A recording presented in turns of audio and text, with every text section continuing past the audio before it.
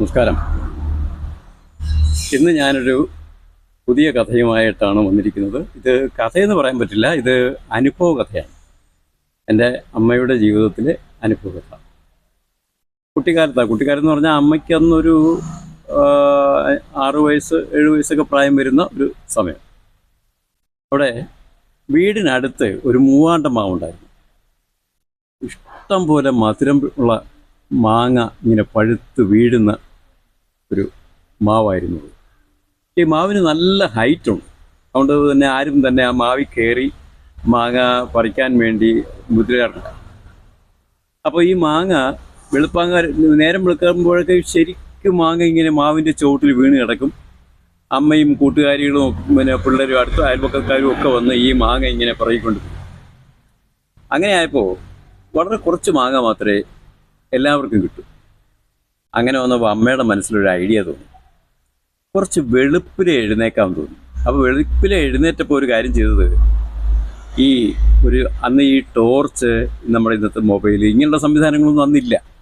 അപ്പോൾ അതുകൊണ്ട് അന്ന് ചെയ്യുന്നത്, അമ്മ ഒരു ചട്ടി എടുത്തിട്ട്, ഒരു മൺചട്ടി, അതിൽ കുറേ തൊണ്ടും സാധനങ്ങളൊക്കെ ഇട്ട് കുറേ തീ ഉണ്ടാക്കി അതിൽ ആ തീ എടുത്ത് ആ ചട്ടിയോടുകൂടി എടുത്ത് തലയിൽ ഒരു ചെറിയൊരു തുണി വെച്ചൊരു ചുമ്മാട് പോലെ ഉണ്ടാക്കിയിട്ട് അതിൽ വെച്ചിട്ട് നേരെ ഈ മാവിൻ്റെ ചുവട്ടിൽ ചെന്ന് ഇങ്ങനെ നോക്കുമ്പോൾ മാങ്ങ എവിടെയൊക്കെ വീണ് കിടക്കുന്നു എന്ന് കാണാൻ കഴിയും.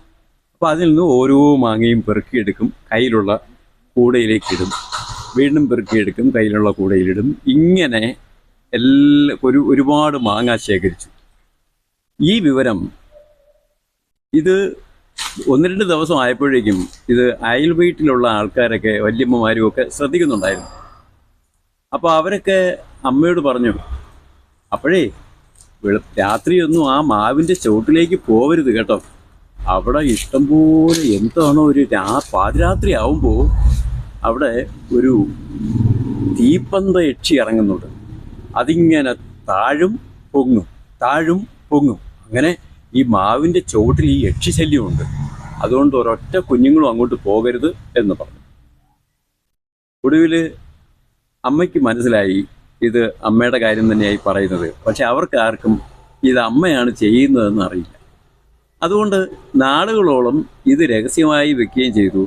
അമ്മ അങ്ങനെ ഇഷ്ടം പോലെ മാമ്പഴം കഴിക്കുകയും ചെയ്തു. കഥ ഇഷ്ടമായെങ്കിൽ നിങ്ങൾ ഷെയർ ചെയ്യണം, ചാനൽ സബ്സ്ക്രൈബ് ചെയ്യണം. എല്ലാവർക്കും കഥ ഇഷ്ടപ്പെട്ടെന്ന് കരുതുന്നു. നമസ്കാരം.